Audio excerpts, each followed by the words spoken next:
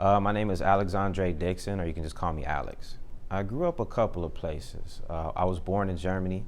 My parents were military. We moved to Shreveport, Louisiana. So like in my formative years, I kind of grew up there. And we moved to San Antonio, Texas in like 98, 99. And I've been living here in San Antonio ever since. And so I just kind of fell into politics randomly. I got a call from a friend of mine. She's seen some of the organized like community stuff that I was doing in the East Side, and she called me to work on a presidential campaign randomly as a community organizer. I was working for the county at the time in the Economic and Community Development Department. It affects everything we do. Everything is political. And I mean, politics isn't just legislation. I mean, politics to me is like just social relations and interaction. Definitely the city is aware of like generations of, disinvestment, of, historical redlining, of, of racism, of, underinvestment. And, now they're focused on like equity budgeting to make sure like this side of town gets their fair share of not only resources, but attention. And sometimes a fair share might look like more because there's more problems over here just from, the generations of getting exposed to chronic poverty.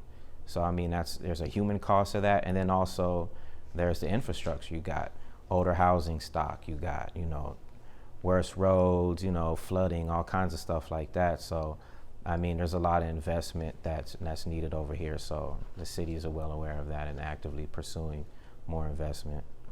It's a number of things, truthfully. There is a mental health aspect of it, definitely.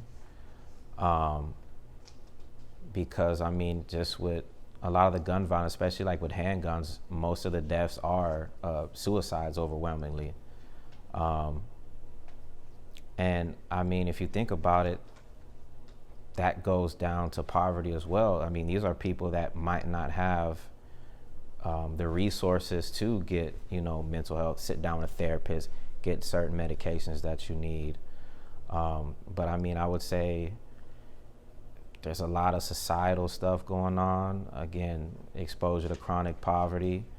I mean, breakdown of families and communities. I know that there's that book, Bowling Alone, right? And I think that's a good book. I think everybody should read that book, man, because I mean, it does show that like, people aren't as community orientated anymore.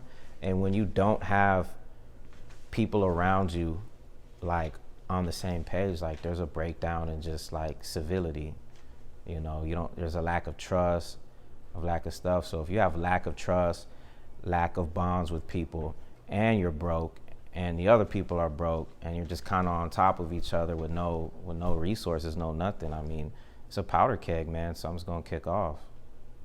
So I mean, it's really not. I mean, it's a layered question, and it's like complex answers, and it's gonna take a lot. It's not just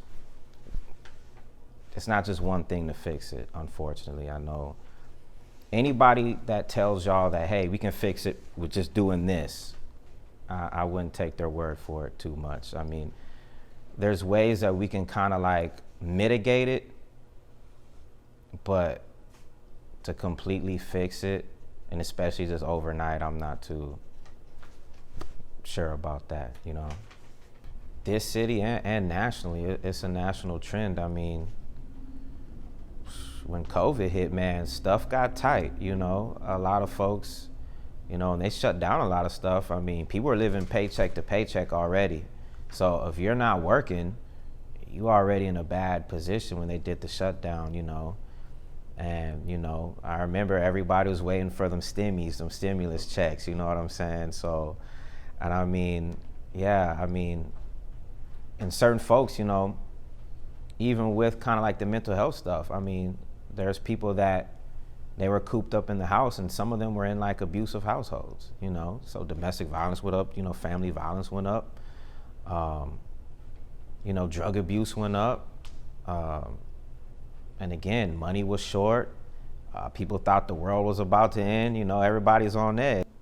Yeah, absolutely. So I know they have Stand Up San Antonio. They're like violence interrupters. They've budgeted for this new police, well, I would say hotspot policing program to kind of start getting some of the violent crime down. They've invested in like parks, certain other programs, certain other nonprofits that work with like domestic violence, that works with youth violence, and all kind of stuff like that. So I mean, they're actively supporting programming, and of course, nothing's perfect. I mean, there's still work to do. I mean, this is a challenge. I mean, this has been a problem for going back since like the 80s. You know what I mean? It's like a 40-year problem now. But then again, I mean, generations of chronic poverty. I mean, you just don't change it overnight. You know what I mean? It's going to take time for sure.